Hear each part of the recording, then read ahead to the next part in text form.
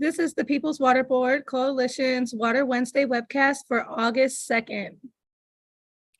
Welcome, welcome, welcome, beloved community. We are back again with yet another installment of the Water Wednesdays webcast by the People's Water Board Coalition. And today, as usual, I'm here with my lovely co-host, Valerie Jean, and can't forget our behind the scenes tech person, Angelica. Thank you so much for all the hard work you do. And today, we have the sheer pleasure, and I mean that in every word that I say, of having Miss Andrea Pierce, co-founder of the Anishinaabe Caucus and tribal member of the Little Traverse Bay Bands of Odawa Indians. And she's here today to talk to us about the dangers and the effects of PFAS and what's going on in our communities that we may not even be aware of surrounding PFAS. Thank you so much, Andrea, for being here. I really, really appreciate you taking time out of your schedule. I know you are a super busy person. Well, thank you for inviting me. It's always important to be part of the People's Water Board Coalition. You guys are important to me, so I'm glad you guys invited me to your show. I'm so grateful that you're here. There's not only your personal story here is important for people to understand, but also I don't think that people understand PFAS and the dangers and how it affects all of our communities at this point.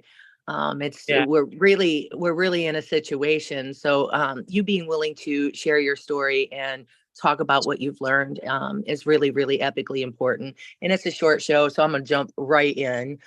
Can you tell our listeners about PFAS, a little bit about PFAS and how people are exposed? We're going to start with that and then kind of get into your personal story.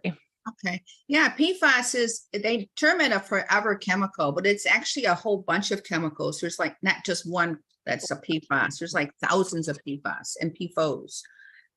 So it's crazy because when they first started making it and they put it into our food, right? But it's also used for firefighting of foam.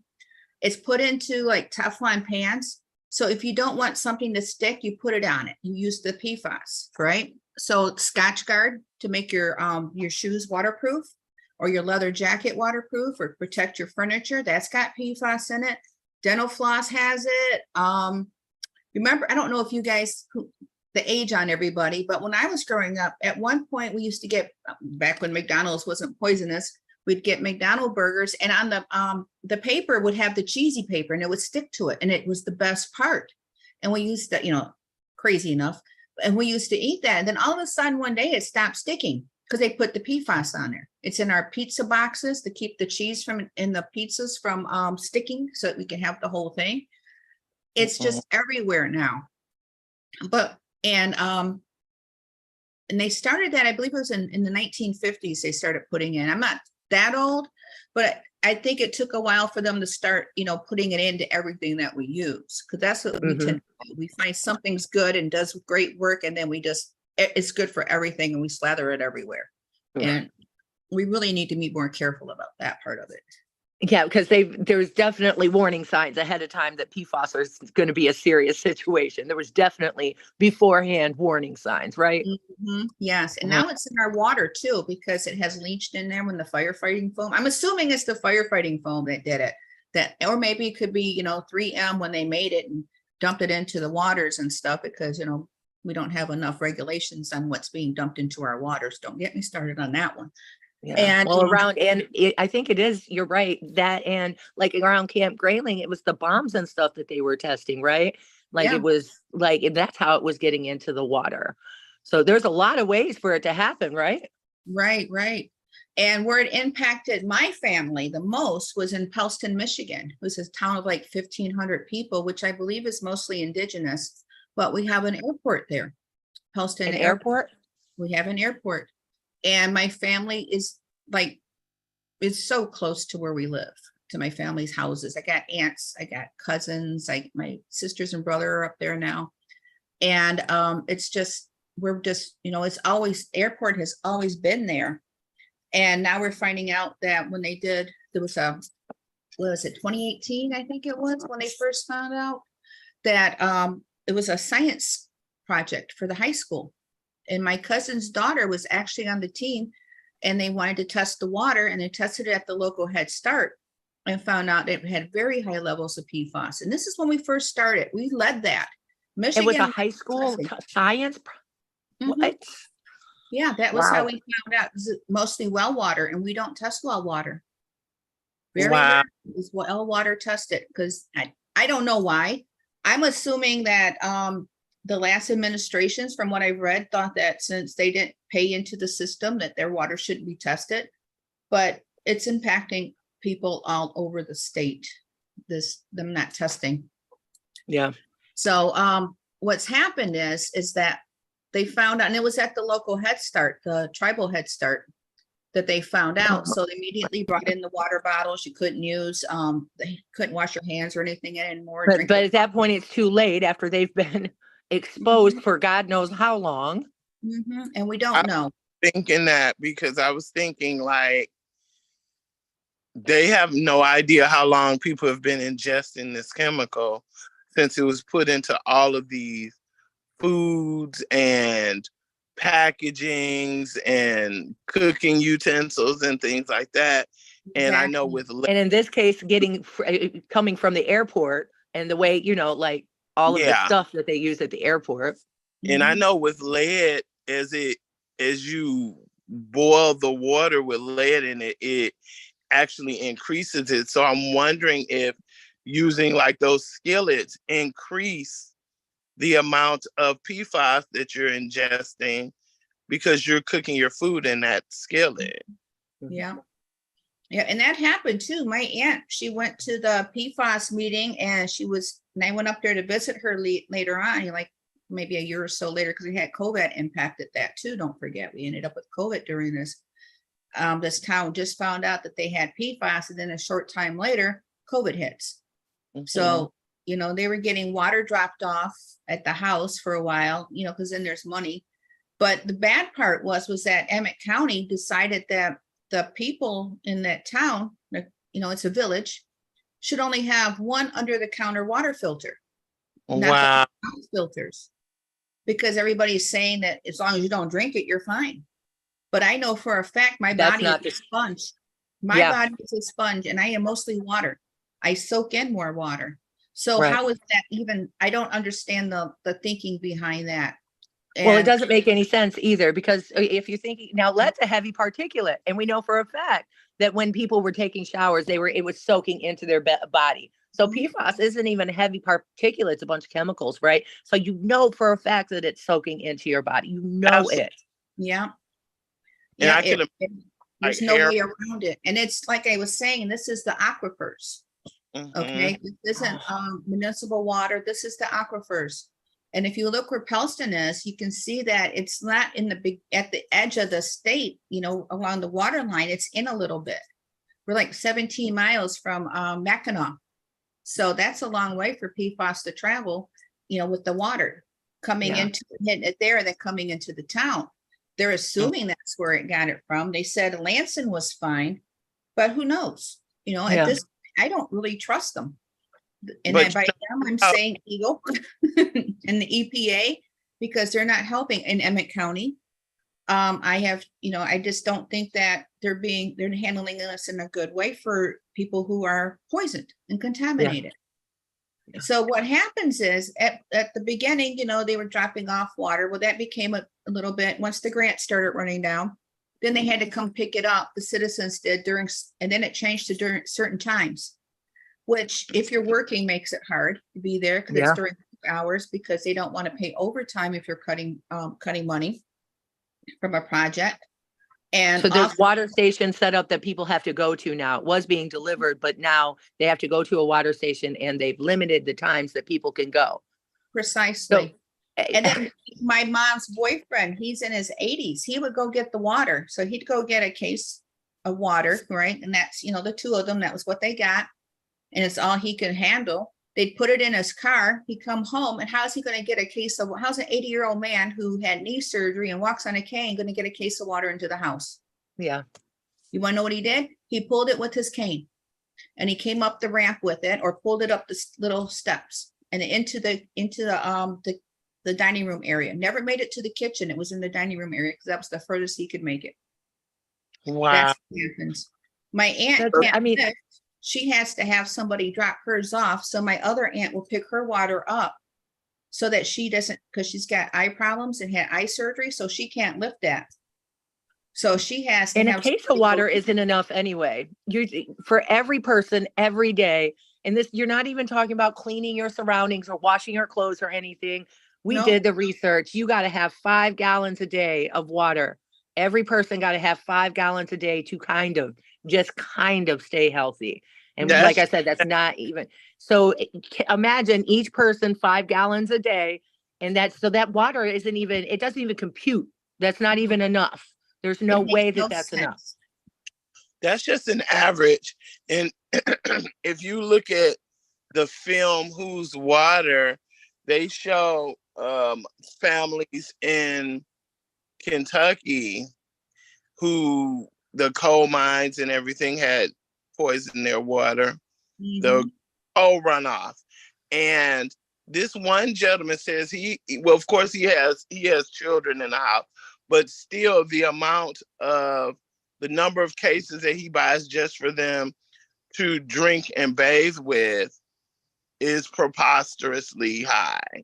So one case is basically a death sentence. Yeah, no, it is. It's not enough. I didn't mean to interrupt you, Andrea, but I'm like, that doesn't even, the math ain't even mapping, right? With one case of water. Right. And one under the counter water filter that's in the kitchen on your cold water. Okay. I got 2 from my mom because her and her boyfriend were both handicapped. So she's got an under the counter water filter in the bathroom and in the kitchen because I'm like, well, how's she going to brush her teeth? Yeah. You know, something as simple as, and they said, well, she can do it in the kitchen. I said, my mother will never brush her teeth in the kitchen. That's just disgusting. No. Yeah, she's not going to do that.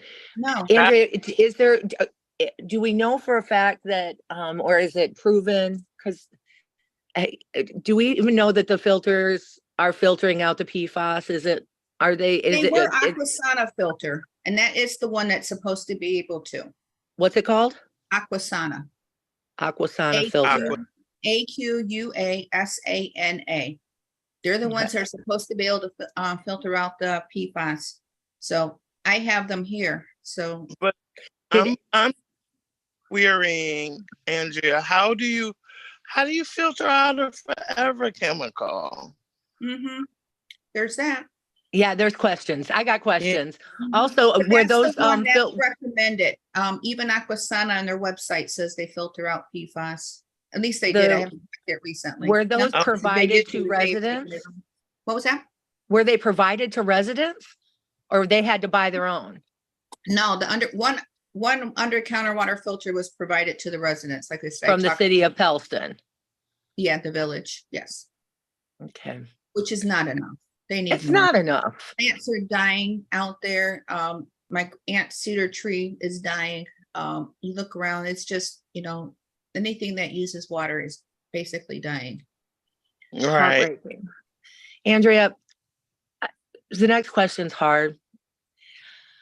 Do you want to talk a little bit about what happened with your mom?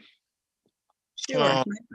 My mom ended up getting a pancreatic tumor, and it was down low, and they did a Whipple surgery, which is highly invasive, right?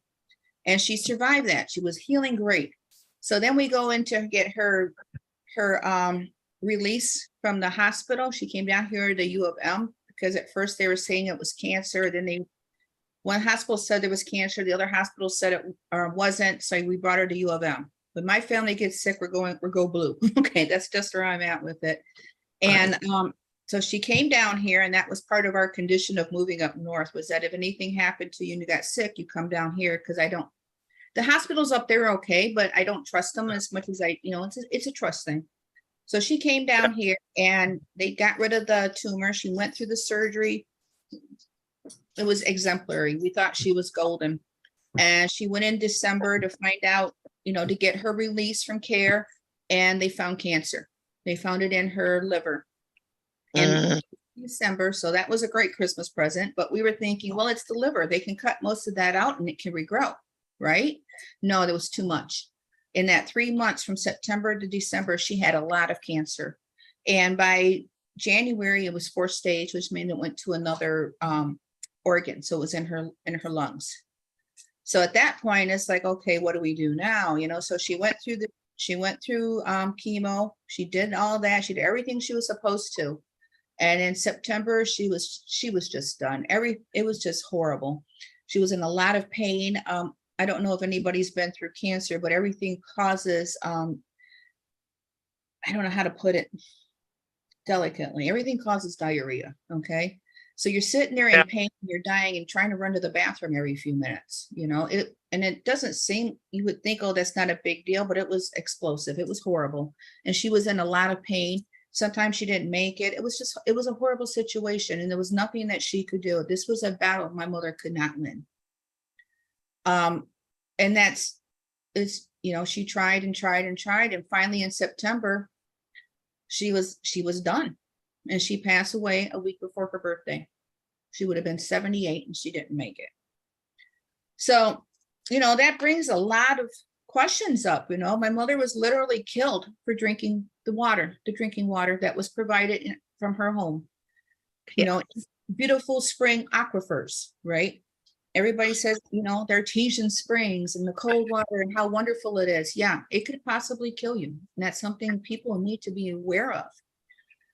So now I'm in my 1st year without my mother. I don't like it. I'm madder in hell.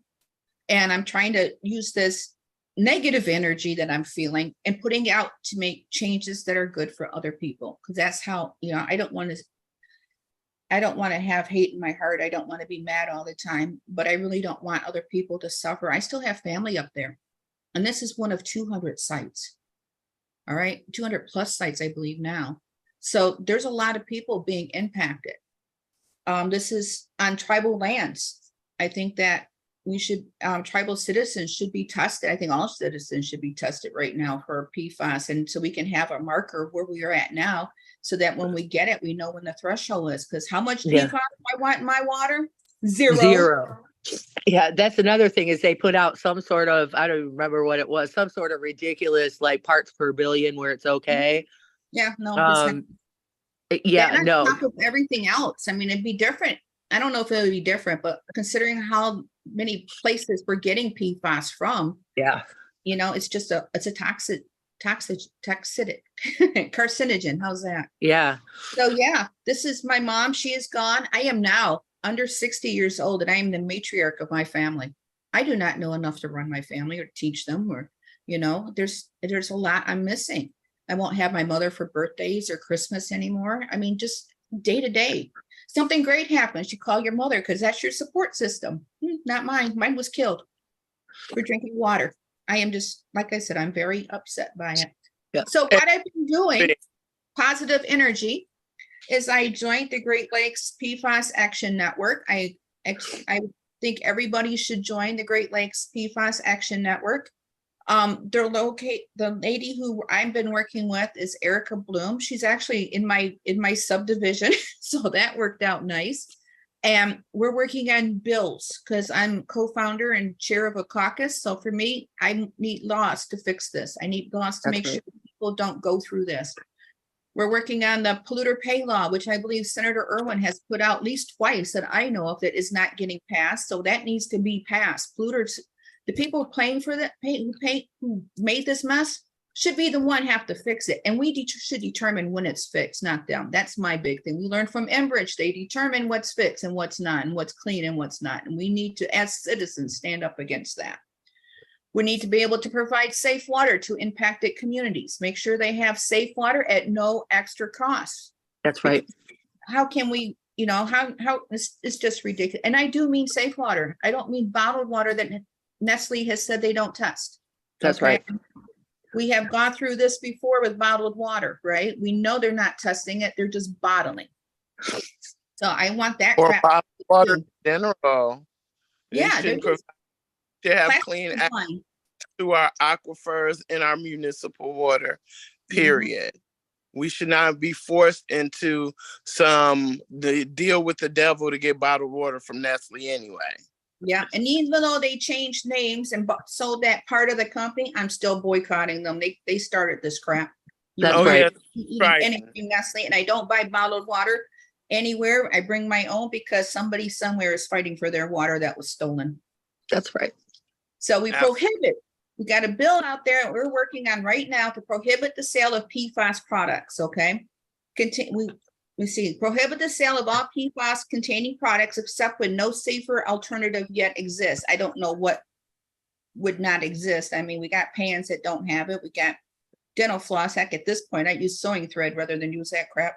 Right. I mean, Exactly. at this point in time, it's a choice for companies to use it. So we have to demand that they don't. And just so our listeners know, the things that that Andrea is talking about right now, there are going to be links in the comments below so that you can just go right to them and do that. Go ahead, Andrea. I didn't mean to interrupt you, but I want folks to know as they were listening that those links are being posted in the comments down below. Yeah.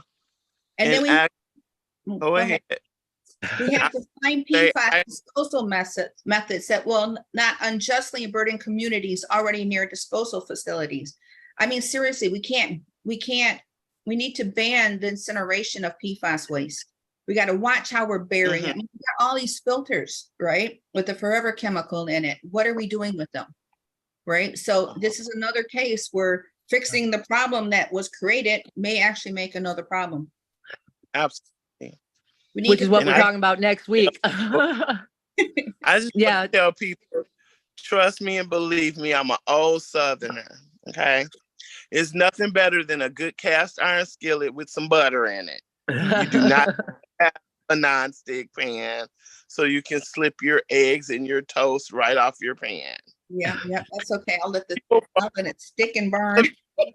Right. We also need to protect farmers affected by PFAS, right? Because they're plants now. They're testing different farming communities.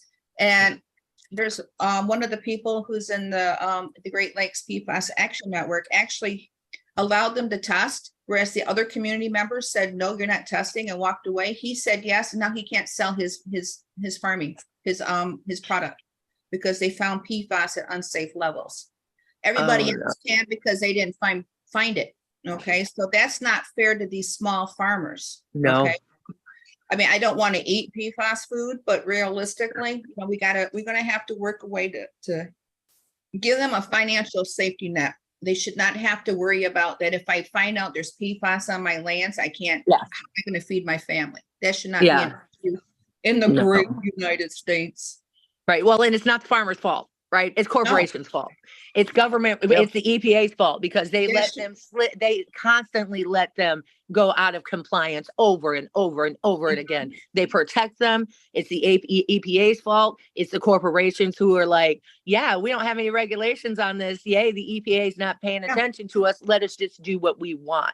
So it's not the farmer's fault. They should have a safeguard. Those companies should be taxed as a safeguard to save them farmers. I agree. We need to expand our PFAS monitoring and testing. Okay, I can't say this. We're asking to PFAS to increase it in surface water bodies and groundwater, especially in rural residential areas that are not serviced by community water supplies, and in urban residential areas near industrial activity. So important. These are what we've linked there. You can get the greatest amount of PFAS at. And we need to test it. Like I said, I'm for all testing our people. We need to marker when this happens and what happens to people. Going to get it. Think about it. Okay. Now this is not science-based. This is me putting my mind in thinking. But think about it. I have PFAS over here at Fort Lake. Okay. I have a little garden here. My water is safe because I have my house water is safe because I have a filter. So I water my garden. It's okay. But at that same time, part of the ecosystem is that the water is pulled up from the lake and it rains down. How much PFAS is in that rainwater that's affecting my garden? Do we know? Yeah, well, at this point in time, I mean, remember last year that huge university study was like, at this point in time, PFAS is in the rain everywhere. Like there's no getting out of it or it's everywhere. That's how terribly we have just treated our whole planet. Like we just treated it like a toilet for Like it's corporations, replaceable. as if, Yeah. like.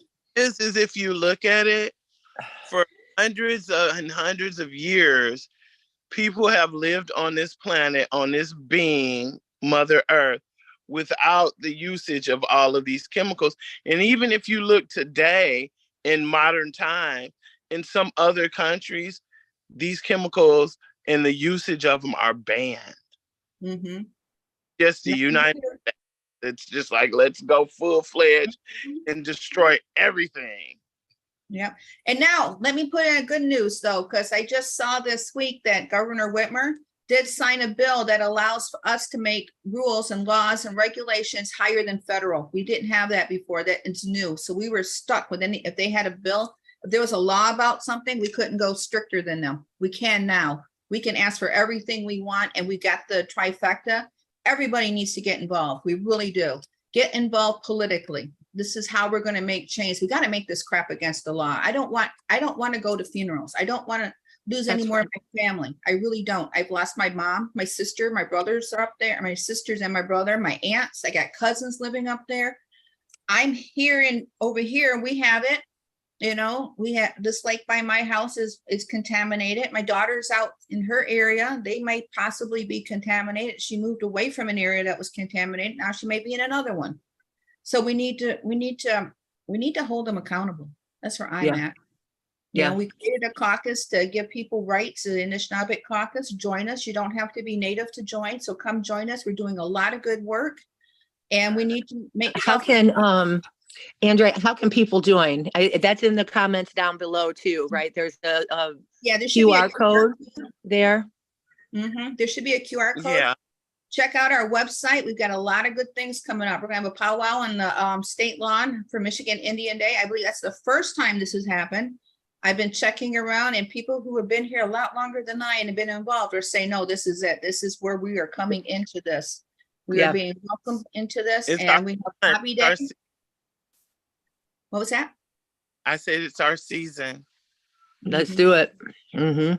Let's make these changes. Join the Great Lakes PFAS Action Network. They meet. They're doing a lot of good work and working on bills. So, there's a mini grant thing that's also going to be in the chats. So you can look that up too. I know we're close to time, so. Yeah. I'm sorry. Go ahead, Nicole. I didn't hear you. Oh, no, I just told Andrea it's okay because this is such an important issue. Yeah. Well, I am going to wrap us up, but I'm so grateful that you, as hard as it is, that you tell your story, because it really makes a difference in people's lives. I know it's going to save people's lives. I know that there's people who are going to see this, and people who hear your story, and they're going to go get their water checked, and they're going to be able to protect their families better because of it. The work that you do, I really do believe saves lives, Andrea. Thank you. I appreciate you. Thank you for inviting me. I really feel that my mom's story needs to be out there. It should. Yep. There was an article written about her on therealnews.com. It's called PFAS Contamination and the Scourge of Cancer in Odawa Nation. And that gives more what she went through. It's mostly from her. I'll put that in the comment section down below when as soon as we end the show, so that folks will have that as well, so that they can read. The most important thing that people can do is to keep themselves safe right now is to arm themselves with knowledge and to fight politically. Talk to your lawmakers, talk to your people, join the Anishinaabe caucus so that you can fight along with other people who are doing the same thing. Coming together in this moment is the only way. It's the only way for us to do this.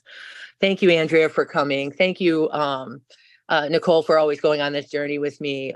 It's the work that we do on a weekly basis together is it does my heart good every week, and I appreciate you. Thank you, Angelica, for doing the background tech. We could not do this without you, for sure. And to all of our listeners, thanks for tuning in every week. Please share this. Please definitely share it with communities that may be affected, so that we can all band together and look out for each other. Try to take care of each other. and try to stay afloat. See you next week. Bye. Bye.